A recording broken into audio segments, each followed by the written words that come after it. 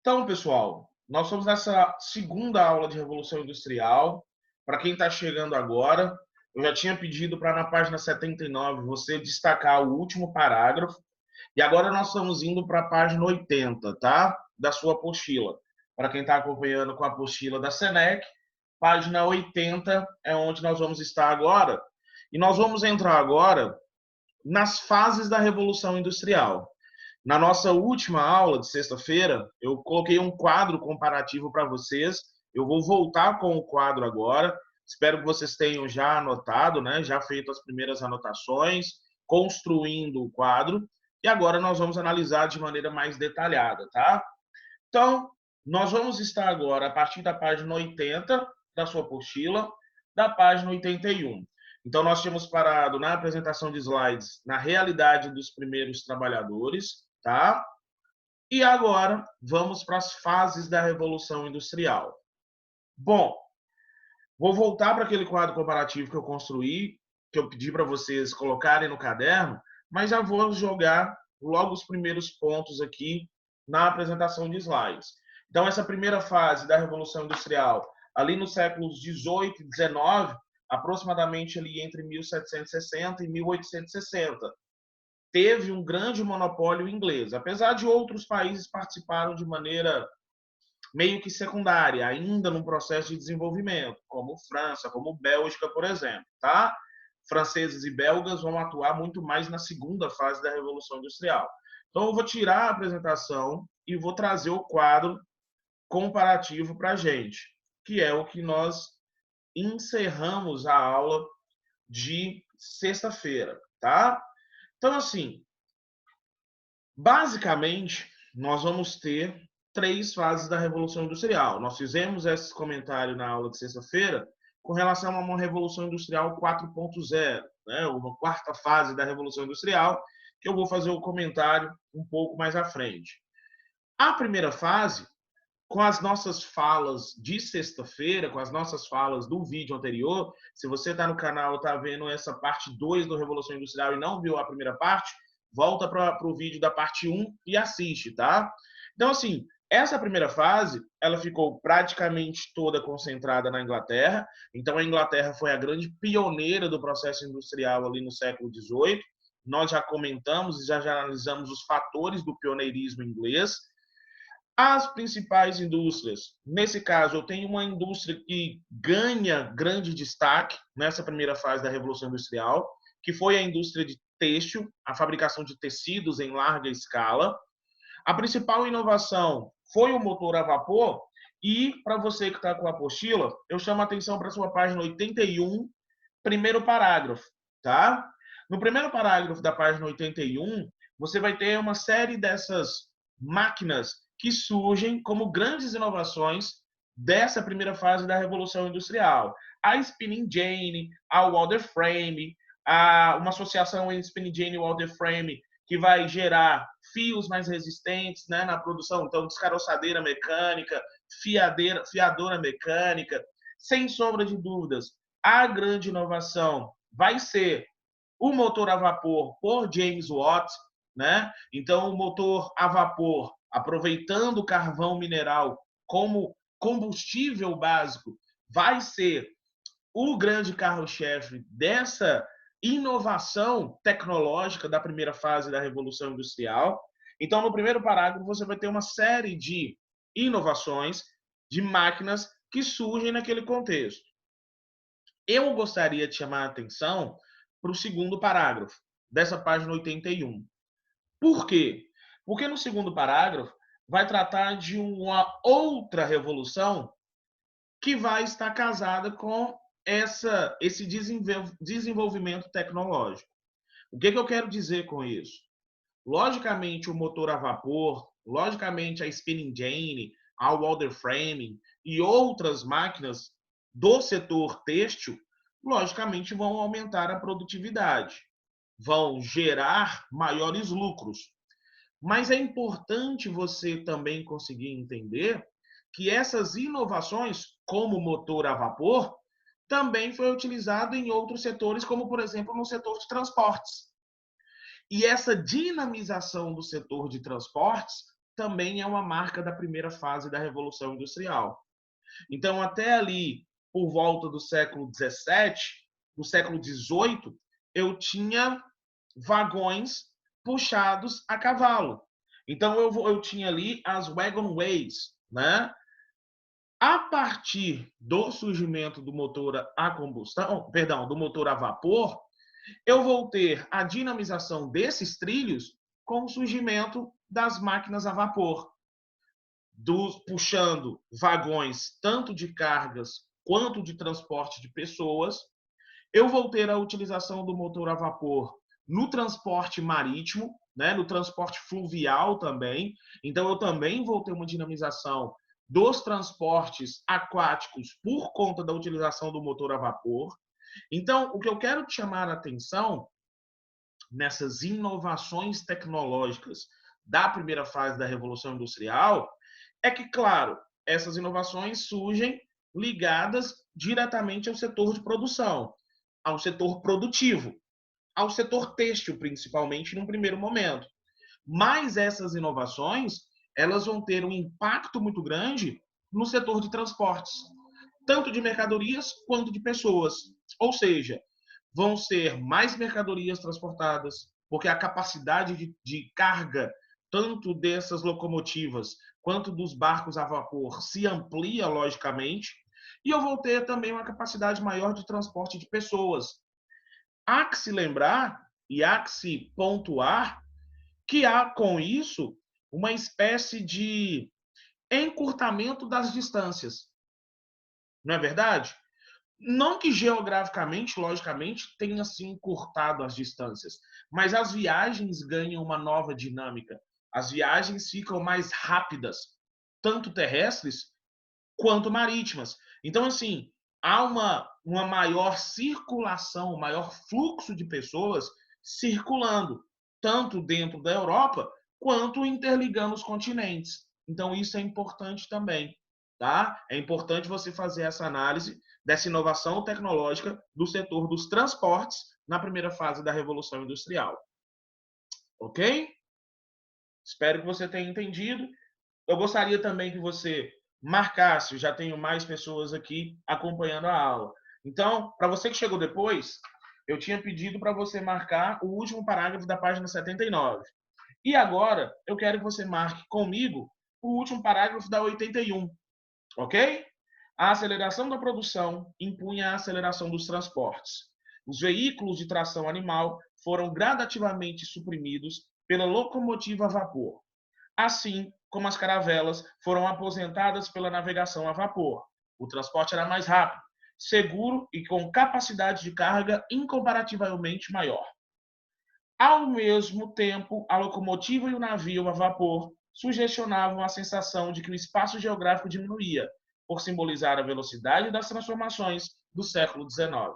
Então, marque esse último parágrafo da 81 também, porque dá um apanhado sobre essa discussão das inovações tecnológicas, não apenas vinculadas ao setor de produção, não apenas vinculadas ao setor têxtil, por exemplo, mas também essas inovações sendo adaptadas para outros setores, como no caso dos transportes. Ok? Eu acho que ficou bem clara aí a nossa discussão. Bom, vamos avançando dentro dessa nossa análise. E aí, em termos de apostila, nós agora vamos para a página 83, tá? Página 83 da sua apostila.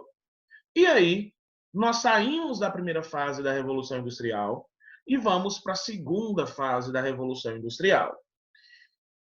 Essa fase da Revolução Industrial, entre os séculos 19 e 20, traz uma série de desdobramentos que nós precisamos analisar, tá? Então eu vou dar uma diminuída no ritmo para a gente analisar e entender cada aspecto dessa nova fase da Revolução Industrial. Primeiro comentário que é necessário, como vocês estão vendo no quadro, eu vou ter um aumento da concorrência, eu vou ter um aumento da produtividade, porque mais países europeus e não europeus começam a desenvolver seus setores industriais. Ou seja, França, Holanda, Bélgica, Alemanha, Itália, eu vou explicar o porquê estão de vermelho daqui a pouco, Estados Unidos, Japão. Esses países começam, ali no século XIX, a ampliar sua capacidade industrial, ampliar a sua produtividade. Logicamente, vai começar a haver, neste contexto, uma disputa. Uma disputa basicamente pelo quê? Uma disputa basicamente por mercados consumidores. Não é verdade? Porque, entenda, ali no século XIX, a Inglaterra sozinha já tinha condição de abastecer 3 vezes o mercado consumidor europeu daquele período. Ou seja, a produção industrial inglesa era o triplo da capacidade de consumo dos países europeus. Logicamente, quando outros países começam a se desenvolver industrialmente, isso vai gerar uma rivalidade interna. Isso vai gerar uma disputa interna por mercados consumidores e por novas fontes de matéria-prima, para manter essa produtividade elevada. Então, essa é uma primeira análise importante. O aumento do número de países industrializados faz com que haja imediatamente um aumento da concorrência. Bom, Alemanha e Itália merecem uma análise detalhada nesse segundo passo ou nesse segundo ponto, tá? Por que eu estou falando isso? Porque a Alemanha e a Itália formaram seus estados nacionais de maneira tardia. Nós já discutimos isso várias vezes, né? Vamos só relembrar. A título de comparação, o primeiro país a se formar na Europa foi Portugal, lá no século XIV, Revolução de Avis. Lembra disso? Itália e Alemanha só se transformam em países, de fato, no final do século XIX, em 1870. A Itália com a sua problemática interna, a unificação dos reinos italianos, a Alemanha sob liderança de Otto von Bismarck, a unificação dos principados, ducados, dos reinos alemães, dos reinos germânicos, formando a Alemanha. E quando esses dois países se consolidam, quando esses dois países se tornam independentes de fato, automaticamente eles também vão entrar nessa disputa econômica, principalmente a Alemanha. Principalmente a Alemanha, que consegue montar um parque industrial eficiente e moderno. O que eu quero dizer com isso? A transformação de Itália e Alemanha em países, de fato, gerou um rompimento do equilíbrio europeu. Ou seja, esses países tradicionais, França, Inglaterra, Holanda, Bélgica, já dominavam mercados consumidores. Quando alemães e italianos chegam nessa disputa, logicamente vão chegar querendo mercados comuns, ou seja, vão querer participar dentro das áreas que já eram dominadas por essas potências industriais tradicionais. E isso vai gerar um rompimento do equilíbrio interno da Europa. Vai se gerar uma tensão crescente dentro do continente europeu. Bom, vou colocar aqui para eu ver. Antes de eu dar, dei 2 passos aqui agora. O aumento da concorrência, com novos países se industrializando, e a formação dos estados italiano e alemão, que rompe o equilíbrio interno da Europa. Até aqui estamos tranquilos? Eu posso dar mais um passo agora? E aí? Tá tudo tranquilo até aqui? Fala, Monique. Para Beatriz está ok. Para Emily também. Rafaele. André. Ana Júlia. Você quer perguntar? Rick, ok. Você quer perguntar, Monique? Isso. Tá. A questão do motor a vapor, tanto na produção industrial, quanto na questão da dinamização do setor de transportes. Foi isso que eu chamei a sua atenção de vocês nesse momento. É entender essa transformação gerada pelo surgimento, pela criação do motor a vapor, não apenas na questão do aumento da produtividade, mas também na dinamização do transporte de mercadorias e de pessoas. É importante, porque surge a locomotiva a vapor, porque surge o barco a vapor. Então, há uma dinamização também desse outro setor, que é o setor de transportes. Foi isso que eu chamei a atenção. Beleza? Então, eu acho que para a maioria aqui foi ok. Eu vi os joinhas de vocês. Então, vamos lá, então, eu vou avançar, tá? Se tiver alguma dúvida. Bom, como o mercado consumidor europeu estava saturado num determinado aspecto, essas potências industriais europeias começaram a entender que para ampliar seus negócios, para ampliar sua lucratividade, precisavam, a partir desse momento, expandir as áreas de atuação. Ou seja, precisavam encontrar novos mercados consumidores e precisavam encontrar novas fontes de matéria-prima. Esses países europeus começaram a olhar atentamente agora para onde? Esses países europeus começaram a olhar atentamente agora para outros continentes, como o continente africano, como o continente asiático, como a Oceania. No caso dos Estados Unidos, olhando atentamente para a América Latina. O que eu quero te dizer, ou o que eu estou tentando construir com você?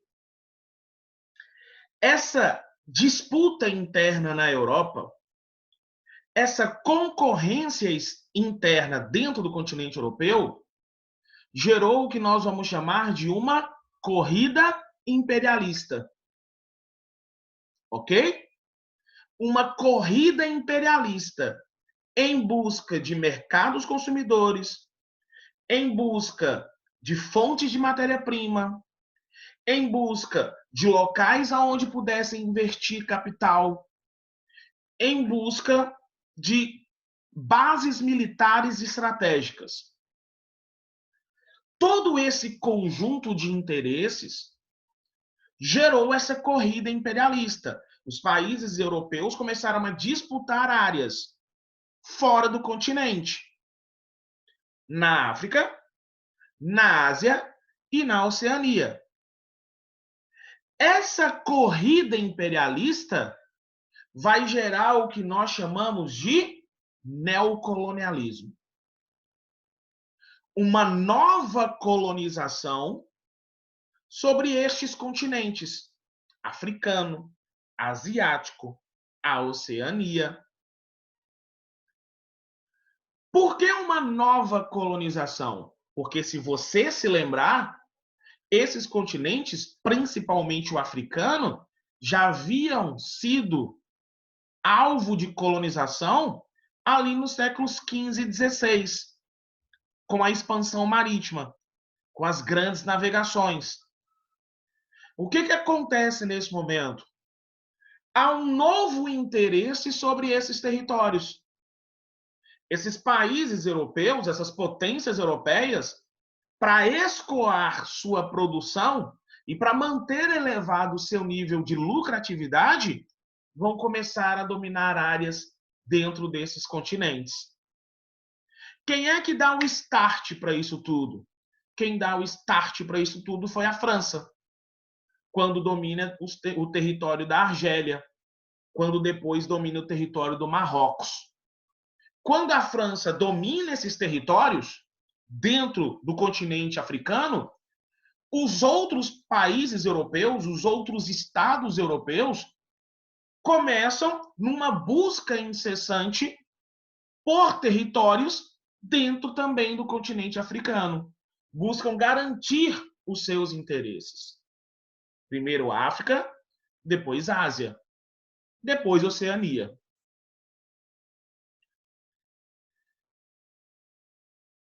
Outra pausa. Estamos juntos até aqui ou alguém quer me fazer uma pergunta? Alguém tem alguma dúvida? Porque essa parte não está na apostila. Monique está ok. Para Emily, ok também. Para Vanessa, ok. Para Bia, ok. Para o Arthur, foi também. Para Ana Júlia, de boa. Para Rafa também.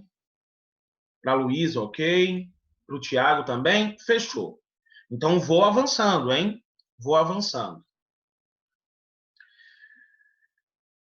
Quando você analisou imperialismo, neocolonialismo, lá no seu 9º ano, bem provavelmente você entendeu o processo no contexto de necessidade de matérias-primas e mercados consumidores. Mas não esqueça, e eu sempre chamo a atenção quando eu estou explicando essa matéria para o 2º ano do ensino médio, não esqueça, locais para investir capital era tão importante quanto. O que eu quero dizer com isso? Dinheiro parado não gera dividendos. Dinheiro parado não gera lucro. Era necessário reinvestir esse capital, fazer esse capital circular. Vou dar um exemplo. A Inglaterra, quando dominou o território indiano, a Inglaterra construiu pontes, construiu ferrovias, construiu escolas, construiu hospitais. Para beneficiar o povo indiano? Não. Quando constrói estradas de ferro, é para facilitar o transporte, principalmente do algodão, que exploravam na Índia.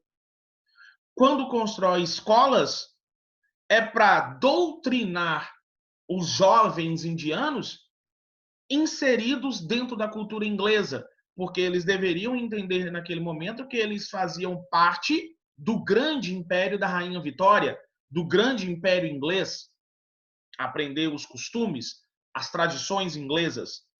Quando constroem hospitais, era justamente, num primeiro momento, para atender trabalhadores que se machucavam durante o processo de trabalho, para que o mais rápido possível pudessem voltar para manter a produtividade elevada.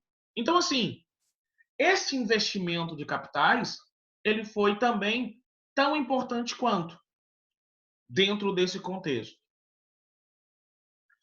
Um outro aspecto muito fundamental é a questão ideológica do processo. Ok? É a questão da mentalidade que guiava esse processo. O que eu estou querendo dizer com isso? É o período da circulação de várias ideias e várias ideologias. Dentre essas ideologias, destacam-se o anarquismo, o socialismo utópico, o socialismo científico, o positivismo. E o que vai nos interessar neste momento, circulava também o darwinismo social. Lembram disso? O darwinismo social de Herbert Spencer. Segundo os darwinistas sociais, existiam diferenças entre as raças humanas. Eu não teria uma raça humana, eu teria níveis de hierarquização e de evolução entre essas raças. Eu teria sociedades mais evoluídas e sociedades menos evoluídas. Era direito das sociedades mais evoluídas dominarem as sociedades menos evoluídas e levar o seu modelo de civilização. Por quê? porque entendia-se que essas sociedades menos evoluídas não conseguiriam sozinhas concluir um processo de evolução estrutural, intelectual. O que Herbert Spencer fez e o que os seus seguidores entenderam foi pegar os estudos biológicos de Charles Darwin, da evolução das espécies, e aplicar à raça humana. Então, assim como Darwin diz e defende na sua teoria das espécies, em que na natureza as espécies estão em constante processo de evolução, os darwinistas sociais também entendem que as sociedades humanas também estão nesse constante processo de evolução e que eu teria sociedades já no século XIX num elevado grau de evolução e sociedades no mesmo século XIX ainda em condições intelectuais, estruturais muito primitivas. O que fizeram esses darwinistas sociais naquele contexto? Eles começaram a classificar essas sociedades, a classificar as raças. E aí chegou-se a uma ideia, chegou-se a uma visão. Qual visão? Que o modelo de sociedade evoluída era o modelo europeu. Por quê? Porque eram sociedades urbanizadas, porque eram sociedades politicamente estáveis, eram sociedades industrializadas. Então, na ótica do período, o modelo de evolução humano era o modelo europeu. Nessa mesma lógica, quanto mais afastado do modelo europeu, menos evoluída é a sociedade. Não é verdade? Então significa que quanto mais rural, quanto menos industrial e quanto mais politicamente instável for a sociedade, menos evoluída ela é. E se ela não é evoluída, ela é passível de ser dominada por estas sociedades em processo avançado de evolução. A justificativa ideológica do processo neocolonialista se constrói em cima dessa base, do darwinismo social. E desse darwinismo social se desdobram outras visões, se desdobram outras interpretações, como a questão da interpretação eugênica, da eugenia, de depuração das raças, de eu ter uma espécie de branqueamento da sociedade. Porque essas raças preta, amarela, parda, essas não são raças evoluídas. Porque evoluído é o branco europeu, que já provou ser o modelo maior de evolução. Então, essas práticas eugênicas, essa classificação das raças que eu tive ali no século XIX, como, por exemplo, estudos médicos e científicos que afirmavam que os negros eles eram mais propensos à criminalidade por causa do seu cabelo crespo, do seu nariz mais largo, dos seus lábios mais grossos. Então, chega-se a um processo de estereotipização dos seres humanos. Esse pensamento, ele se consolidou e ele ficou nas sociedades até meados do século XX, até a década de 1950. Então, são interpretações dentro dessa segunda fase da Revolução Industrial. E a gente já está entrando no momento final da aula, para eu ainda desdobrar essa segunda fase. A primeira fase, vou fazer uma comparação, a primeira fase é uma fase de uma espécie de um capitalismo liberal, de livre concorrência. A segunda fase da Revolução Industrial fica marcada pela formação dos grandes conglomerados industriais, como, por exemplo, os trustes, os holdings e os cartéis. Eu até peguei uma definição aqui para vocês no site do Brasil Escola. Dá uma lida, dá uma definição de geografia, mas se você ainda não pesquisou, eu tinha pedido para você pesquisar na sexta-feira. Se você não pesquisou, dá uma olhada nessa definição de trustes, holdings e cartéis aqui no Brasil Escola da UOL, tá? É uma definição que eu achei legal. E aí, se possível, tá? Se possível, faz essa definição na segunda fase da Revolução Industrial. Trustes, fusão de empresas de um mesmo ramo ou não para monopolizar um setor da economia. Cartéis, a união de empresas de um mesmo ramo para controlar preços e eliminar concorrência. Holdings, a questão da compra das ações de uma determinada empresa ou o controle de uma empresa maior das ações de empresas menores. Dá uma lida, tá? Construa o seu próprio conceito, porque a apostila não deixa clara, ela só cita, né, trustes, holdings e cartéis, e aí dá uma completada aí nas suas anotações com o site do Brasil Escola, que eu gostei, tá? Um outro comentário que eu preciso fazer, deixa eu voltar para o quadro aqui. Devo passar, Monique? Não agora, tá? Eu devo passar quando eu fechar a parte de Revolução Industrial, né? Como um todo, eu devo passar. Estou chegando no momento final, deixa eu só fazer as últimas análises de hoje sobre a segunda fase, porque eu não consigo terminar a segunda fase toda hoje. Um outro detalhe importante. Essa disputa por novas áreas fora da Europa resolveram outro problema também. Qual outro problema? Um grande inchaço populacional que a Europa estava passando ali no século XIX. Então estava sobrando muita gente. Estava nascendo muita gente, nós já discutimos sobre isso, né? Aquele boom populacional. E aí, os governos dos países europeus, dessas potências europeias, começaram a mandar para esses continentes parte desse excedente populacional, para justamente aliviar a pressão sobre os estados internamente. Essas disputas e essas rivalidades, elas vão ser crescentes ali na segunda metade do século XIX. E você que já conseguiu fazer essa leitura macro, eu acho que você já conseguiu fazer essas ligações do que eu vou falar agora.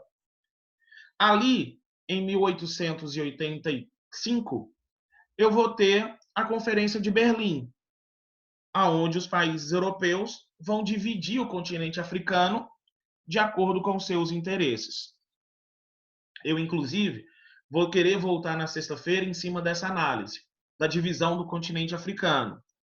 Mas o que eu quero te deixar claro neste momento, vou até tirar a apresentação aqui, o que eu quero te deixar claro nesse momento é que essas disputas entre as potências europeias vai acabar levando a um estado constante de tensão dentro da Europa.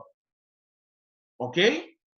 E este estado de tensão vai colocar alguns países unidos e vai gerar rivalidades entre outros países. O que eu quero dizer com isso?